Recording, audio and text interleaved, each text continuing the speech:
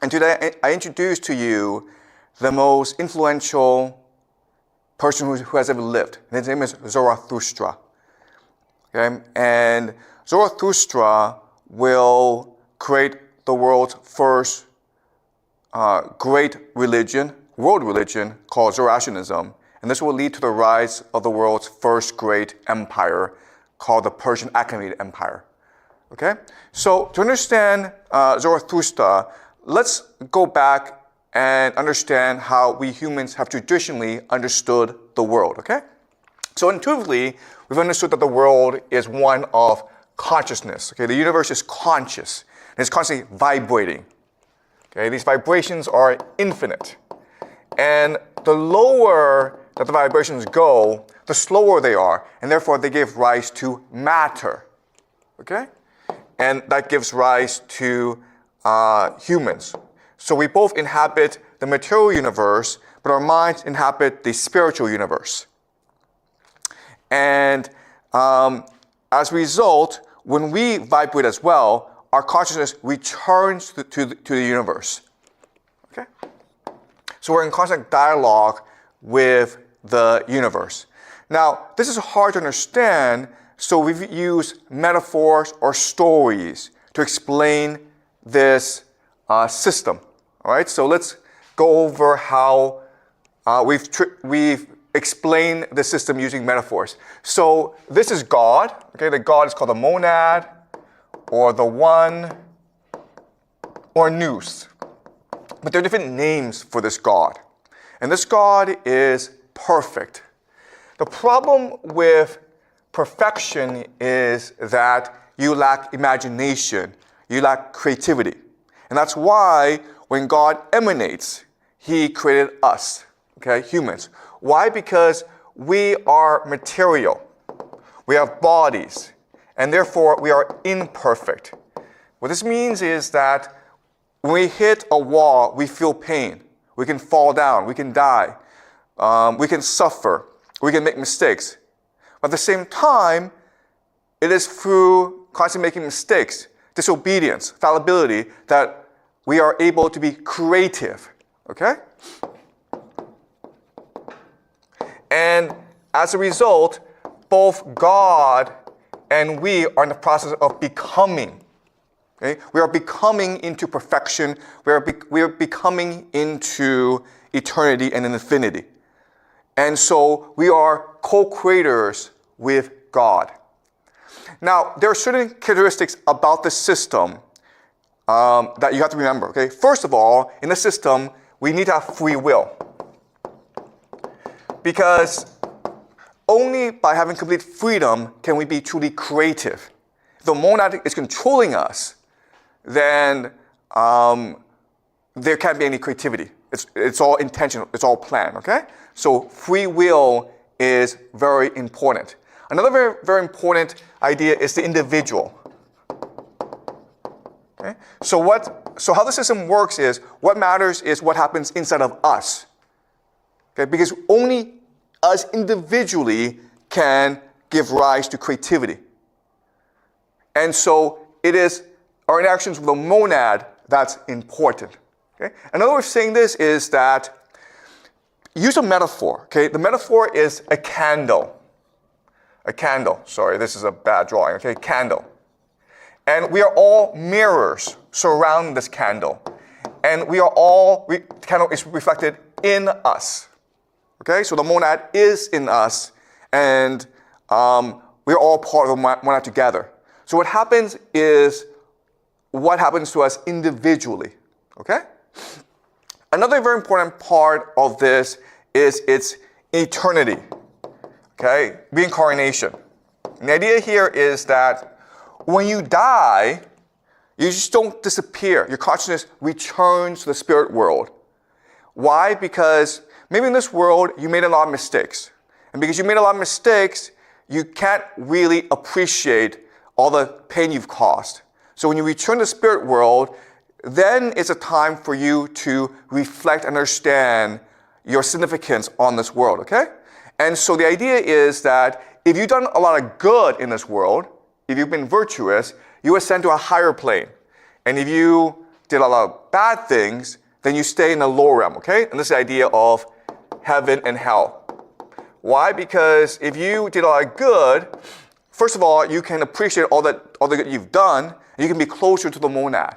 Okay? If you've done a lot of bad, then you will see for yourself all the hurt you've caused in the world.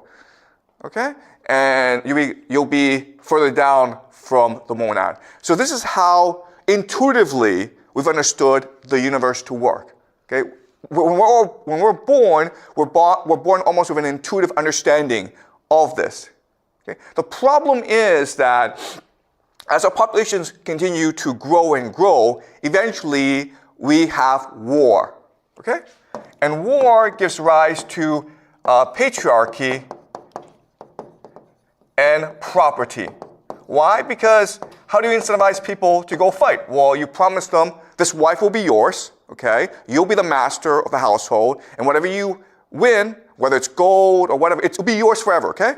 And so these three things, war, patriarchy, and property, are all interlinked together, okay? And this, you can argue, gives rise to the idea of capital.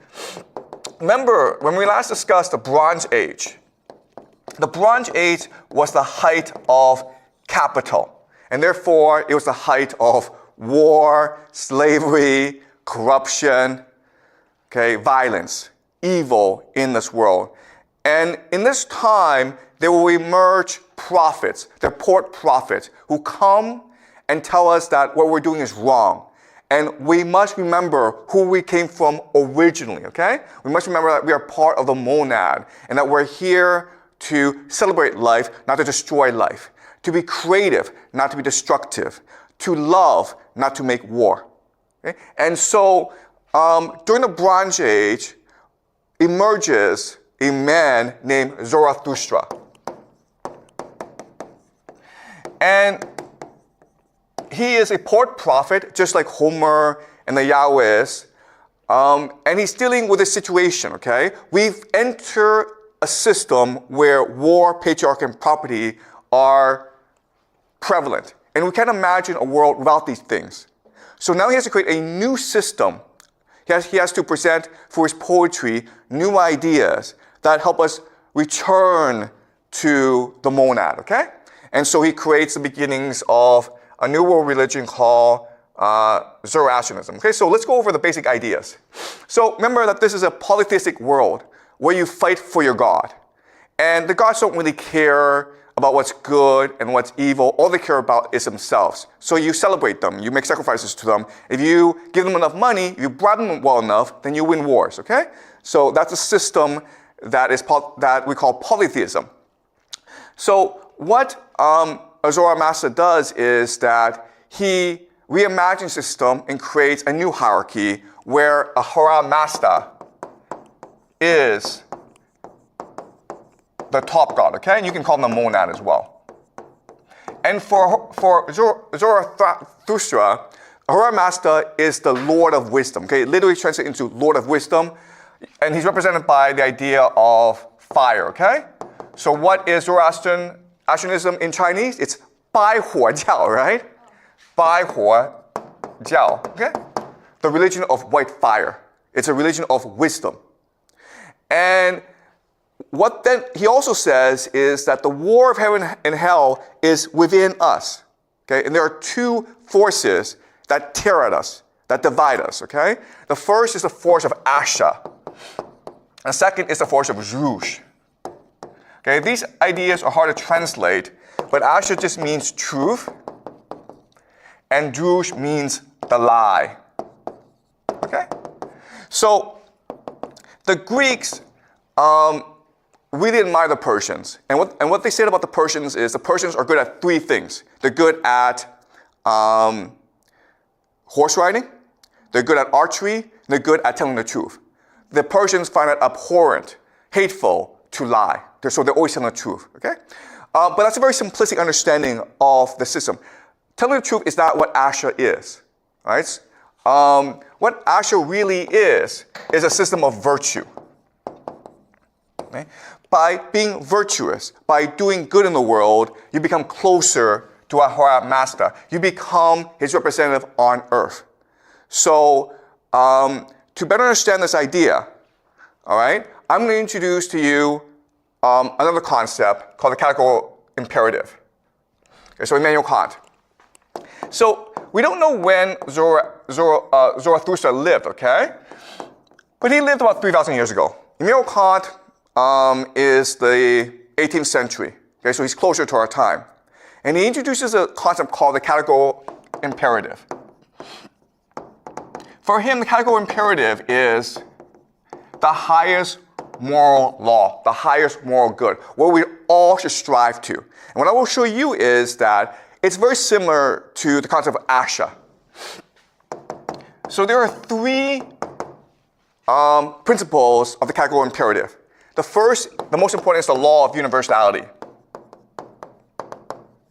And what this idea states is that what is good? Well, to know what is good, imagine this. Imagine that whatever you do, whatever you say, everyone in the world will immediately do as well. Okay? So if you get angry, everyone gets angry at the same time. If you are violent, everyone's violent at the same time, okay? If you curse God, everyone curses God. Do you want to live in a world like that? Obviously not, okay? So that is what the categorical imperative is. Act and do and think as though everything you do will be reflected throughout the universe. And you are the universe itself. Okay? Now, this idea has been misunderstood as the golden law, right? Or do unto others as others would do unto you. But actually, no, it's a much higher concept. The higher concept is that imagine that you are God yourself, okay?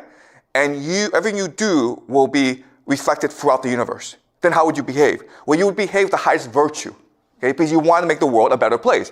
Because if you do bad things, people are going to do bad things to you, okay? So that's the first idea. It's a very important idea. Second idea is free will. So whatever you do cannot be coerced. Okay? Whatever you do must be out of your own desire, your own will, your own volition, your own choice. Otherwise, it's wrong. Okay? So I cannot make you do good. You only want to do good by yourself. If you want to do evil, you should do evil because it's your choice. Okay? Even though it leads to a worse world, it's important to maintain the principle of free will and free choice. Okay? Now, last is the idea of humans as the end. Now, you have heard, maybe heard the phrase, the means to an end, right? So, maybe I'm a king, and I need to build a better world. So I need to start wars, conquer the world, so I need to sacrifice 1 billion human beings in order to create a perfect world, right? That may sound good in theory, but what Kant and Zoroaster would say is that's wrong. Because humans are the end unto themselves. Every human life is as valuable as all human life together. Okay? You cannot sacrifice one person for the sake of the others. That is fundamentally wrong. Do never do that. That can only lead you into hell. Okay? So these three things together gives us a concept of asha. You can see immediately how complicated it is. But at the same time, you can also understand how revolutionary it is, okay? Because now asha presents to us three new concepts that will revolutionize human history. They are the individual. What matters is what matters inside of you, okay? Everyone's doing bad, that's their problem. Don't worry about them, just do what is good to you, okay? What is good for you. The second is free choice. Don't ever feel as though you're being forced to do something. Do something because you will it so, okay? And then last is truth. Why do you do this? Because the monad will know, okay? Because our master will know. Because you will know. Okay? So what your family says, what your community says, what your nation says does not matter. Only what you feel in your heart matters. Okay? And this introduces a new concept in human history called monotheism. And guess what, guys? Zoroastrianism will give birth to 3 new religions, okay? Judaism, Christianity, and Islam. Okay? And this together is 2 to 3 billion people on earth. And that's why I say Zoroaster is the most important individual who's ever lived. Because he will create the structure for monotheism, okay? These 3 concepts that will give rise to 3 world religions. All right? Okay. So something else I want you to understand is that Zoroaster had a major impact on the Greeks, especially Greek philosophy. In fact, the Greeks didn't consider him just a poet. They considered him the first scientist, the first astronomer, the first philosopher, the first magician, okay? The Greeks had tremendous reverence for him. And Plato will take a lot of his ideas and create a very powerful metaphor that helps us understand Asha better, okay? He calls it the allegory of the cave. So, imagine this. Imagine that we are in a cave, okay? We're all prisoners inside a cave. We are chained to the ground, okay? So we can't ever get up. We can't even move our necks. We only stare at the wall in front of us. Now behind us is a fire. And this fire is projecting shadows onto the wall, okay? And we give names to these shadows. And this is what we call reality, okay? But it's a shadow reality. It's all fake. It's all false. It's all what we imagine it to be. One day, for whatever reason, one of us, the chains disappear. And so we stumble upwards out of the cave, okay? And now we're suddenly in the light, right? We see the sun. The sun, of course, is Asha, truth, okay? Or Ahura Mazda. And we're blinded because our eyes are used to seeing in the dark, right? We can't see. We feel nothing but pain for a long, long time.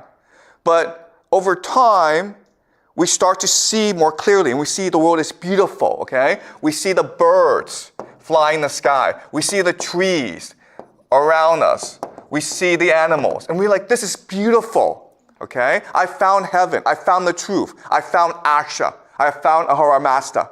This is what life is really about, okay?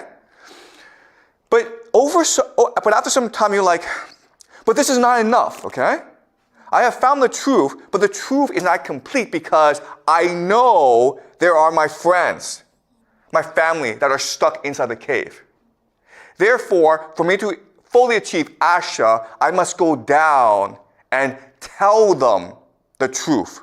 Tell them there is an Asha and we can all break free of our chains, escape into the light, and see the truth for ourselves. And then we will be truly happy and free and wise. Okay? That's what Asha is. Asha is not just breaking free your chains and seeing the truth for yourself, but it's a responsibility to go and spread this virtue to everyone around you. If you see injustice, speak out. Okay? Another way of saying this is, let's use a metaphor. A choir, okay? Singing choir. How does a choir work? Well, Ahura Mazda, the monad, he's singing a song. Ah! We have to sing along with him, okay? Ah! Okay? And we do that, the world is harmonized, the world is perfect, the world is beautiful. But if most of us are out of tune, then we need to get into tune, right? Okay? So that's what Asha is. Asha is not just self-individualization, self-truth. It is helping others see the truth for themselves, okay? So if you yourself see the truth, you now have responsibility to teach this truth to others. But the problem is, of course, if you go down and tell everyone, hey man, this world we're living in, it's a shadow world. It's a prison. We need to break our chains and escape into the real world. Everyone's like, you're crazy, man, right? Get out of here, man, you're crazy. And they're like, no, we have to go. And they're like, okay, well, describe this world to us. And you're like, it's kind of hard to describe. Well, you're crazy then, okay? All right, so that's Plato's allegory of the cave, all right? And this gives you a better understanding of the idea of Asha, okay? So if you move towards the truth, you're moving towards Asha. But if you're moving away from Asha, you're moving towards the Drush, okay? All right? So that's a basic premise of Zoroastrianism. This is the idea that Zarathustra brought to the world, and it will forever change the world, okay? We'll go into the specific history next week. But first, what I want to do this week is just go into his ideas, okay? All right. All right. So Zarathustra, we don't know when he lived, okay? But we estimate anywhere between the year 2000 BCE to about 1000 BCE. That's a Bronze Age, right? I suspect he lived towards the end of the Bronze Age. Why? Because when the Bronze Age is coming into form, people are in love with capitalism. People want to get rich, right? But after the system matures, there's slavery, there's debt, there's corruption, there's misery, there's suffering, and so people want to hear another voice. Zarathustra himself was a priest, and he was disgusted by the corruption of priests. Because remember, being a priest means being a teacher, leading people into the light, leading people into Asha. But once the Bronze Age becomes more mature, then priests are corrupt. They want a lot of money for helping you achieve immortality. They sort of spread false teachings. Okay, they become very corrupt. And so Zarathustra becomes disgusted, and he wanders around spreading his new message of Asha. Okay? Now, what's important to understand is that we don't know where Zarathustra worked specifically, but we suspect northern Iran. Okay? Why is this important? Because during the Bronze Age, the main centers of wealth were Mesopotamia, Egypt, the Levant. So this is more like a colony where there's a lot of mining going on, okay? So what's going on here is basically the most human suffering in the world, okay? So imagine maybe Congo, where they're using child slaves to dig for rare earths, okay? It's a march of empire where war is a very common thing. Violence is a very common thing. People are being kidnapped and forced to work in the mines in order to get tin for the Bronze Age economy, okay? All right, so as you can see, Zarathustra is about here, okay? Either northeast Iran or northwest Iran, okay? And as I mentioned, the global economy is around here. Okay, this is where most of the wealth is. These people are poor, they're enslaved,